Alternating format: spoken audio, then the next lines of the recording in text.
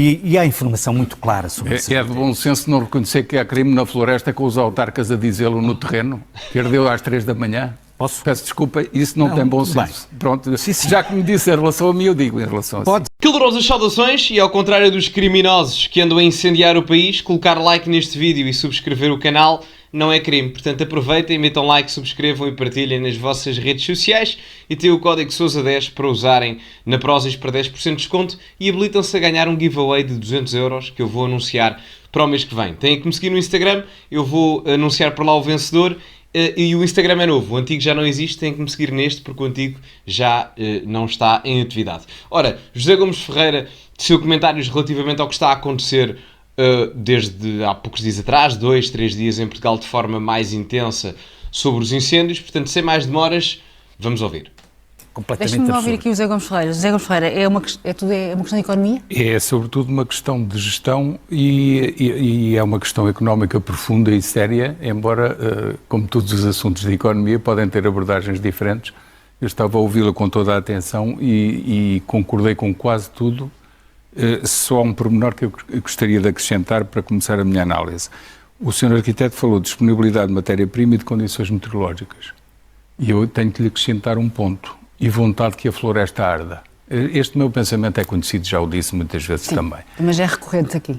Ana, o que acontece é que juntadas estas duas condições, a floresta só por si não começa a arder. Alguém quer que ela arda e então começa a arder às 2 e às 3 e às 4 da manhã e dentro das zonas onde não há ninguém, nem há nenhuma atividade agrícola que leve lá uma alfaia que provoque, nem nenhuma queimada que provoque. Portanto, há interesse que a floresta arde. E desenvolveste este meu raciocínio muito rapidamente, há um incendiarismo económico profissional. Os governos têm um problema.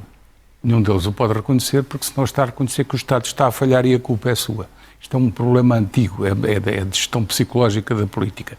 Não podem reconhecer que isto existe. Dito isto, é de tal maneira eficaz esse incendiarismo económico profissional que é feito através de estratégia militar.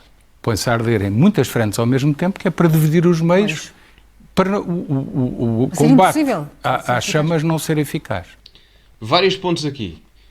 Quando o José Gomes Ferreira diz que isto é um problema económico, principalmente também o é, além da questão de segurança, além da questão ambiental, etc. Porque, enfim, nós em termos de análises de fenómenos sociais temos uma coisa muito interessante que é a multidisciplinaridade, ou seja, temos diferentes óticas que as ciências sociais ou exatas utilizam para analisar um fenómeno. E o José Gomes Ferreira está corretíssimo.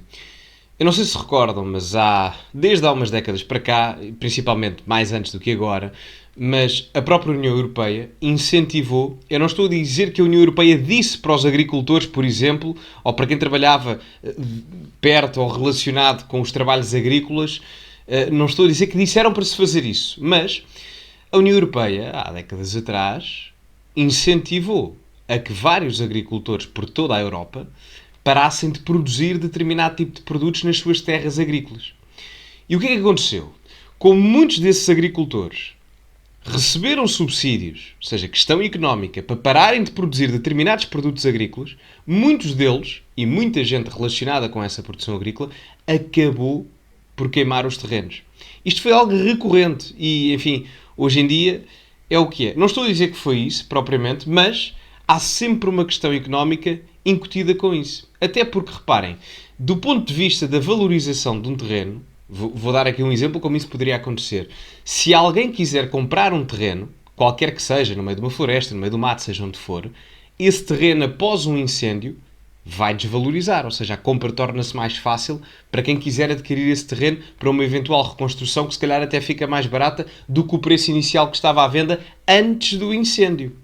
Portanto, claramente há vários fatores económicos, quer do ponto de vista mais individual na compra de um eventual terreno, quer do ponto de vista institucional, como o apelo ou o incentivo à não produção agrícola que levou muitos terrenos a serem queimados no passado, como aconteceu por parte da União Europeia, que justificam isto estar a acontecer. Justificam-no no sentido de isto ser correto, obviamente que não, mas justificam no sentido do porquê que acontece. Porquê que o fogo posto é fogo posto. E há outra matéria que eu queria acrescentar antes de continuarmos, que é, enquanto não houver mão pesada na justiça para quem colocar, ou para quem está a colocar fogos postos, como está a colocar agora em Portugal, é porque isto é uma prática de terror, não sei se têm noção. Porque quem coloca fogo posto é responsável pela destruição de casas, infraestruturas, mortes e de erradicações completas de aldeias e freguesias no interior do país, principalmente. Agora no litoral também, ali nos... mas enfim... portanto, é um ato de prática do terror. Eu nem posso dizer a palavra completa porque sabem que o YouTube é complicado. Mas acho que me faço entender. Esta é a primeira parte da minha análise. Eu sei que há muita gente... tempo para responder. Eu sei que há muita gente que não pensa assim, mas enfim, cada um tem direito à sua opinião. Agora, isto já é aquilo que permite que quem tem interesse económico em que a floresta arda pode atuar para depois colher o benefício. Agora, como é que se previne isto? Pela gestão. Agora volto à questão económica e de gestão. Um sistema de incentivos. E agora vou concordar consigo, embora por outras palavras. A floresta, quando arde, dá interesse económico a muita gente. Muito rapidamente. Isto é do senso comum, nem sequer é mais do que isso. Se não houver incêndios, o Estado não contrata os meios aéreos porque não é preciso. As empresas de meios aéreos, e não vou acusar ninguém, havendo incêndios, são contratadas, têm o seu negócio. É um conjunto não, mas de negócios eu vou acabar à volta rápido. disto. Eu estive a ouvir com toda a atenção, vou acabar rápido. Diz. O José Gomes Ferreira não disse aquilo que a jornalista está a perguntar, não é? Protegeu-se bem. Os bombeiros, as empresas que fornecem os equipamentos dos bombeiros, seja carros, seja material consumível, seja o que for, se não houver incêndios não têm negócio. É assim, é da vida, é do senso comum. E por aí fora, já falei dos meios aéreos, já falei das empresas de bombeiros, a própria atividade da exploração do território nacional, se não houver extensões enormes de incêndios que permitam um emparcelamento forçado, depois a cultura extensiva também é mais difícil. Nós sabemos o que é que acontece a quem tem interesse que haja donos de propriedades a vendê-las para agrupar, para depois haver grandes explorações económicas. E há outra coisa que é, isto tudo está certo, do ponto de vista da oferta e da procura, porque se não houver necessidades para satisfazer, as entidades produtivas depois não conseguem colocar os seus recursos em forma de oferta para conseguir vender e gerar receita, não é? Portanto, isto tudo que está aqui a ser dito é verídico, acontece, e nem sequer é o único setor económico onde isto acontece. Apenas há repercussões mais negativas aqui, porque efetivamente temos danos ambientais danosos e graves, como podem constatar. E depois, mais uma coisa relativamente a isto é, tudo isto é um pouco estranho, até de um ponto de vista lógico e racional, porque acontece todos os anos. E acontece da mesma forma todos os anos. Não sei se estamos a perceber, ou seja, eu desde que existo, pelo menos desde que me lembro de existir, portanto eu não me lembro do dia em que nasci, mas lembro-me, passado uns 3 ou 4 anos a partir desse momento, lembro-me. E portanto, em todos os anos que eu existi, todos os verões, é exatamente a mesma coisa. E já lá esteve, quando eu digo já lá esteve, no governo e na administração central em Portugal, várias pessoas de diferentes cores políticas. E, portanto, a partir desse prisma, é um pouco estranho como é que, em todos os anos, dos vários anos que eu já existi e aqueles prévios à minha existência, acontece sempre a mesma coisa e, pior do que tudo, acontece sempre a mesma coisa, às vezes em sítios repetidos, onde já existiram grandes fogos e incêndios no passado. Portanto, quando me dizem, e tal, isto não é provocado, é um bocado complicado não acreditar que o seja, não é? É um bocado complicado não acreditar que o seja. Enfim. Quem está a ouvir isto está a estar a pensar, mas ele está a acusar alguém, alguma empresa, grande empresa, plantações de eucaliptos? Não. Mas o incentivo económico está todo ao contrário, agora vou concordar consigo. O incentivo devia ser não para que o negócio do combate ao fogo ganhe dinheiro, mas para que quem tem as propriedades seja pago para as manter verdes.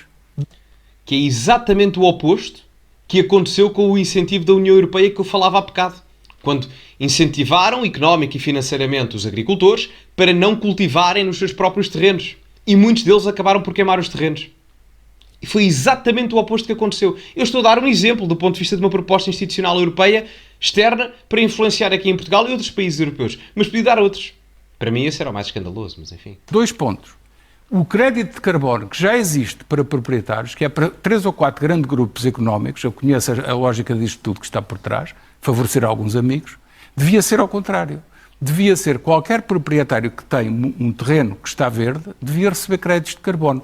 Pouquinho para as propriedades mais pequenas e por aí fora até as maiores. A progressividade pode instalar-se nesse mas quando há uma gestão profissional e... Não, é que a partir daí quem é proprietário tem todo o interesse em que não arda. E não ardendo, e para não arder, não só recebendo créditos tem meios para para prevenir um incêndio, como tem incentivo para se juntar, que era o que dizia o Sr. Arquiteto, que é associativismo, porque aí tem incentivos para se juntar e organizar em organizações de produtores para impedir que a floresta arda.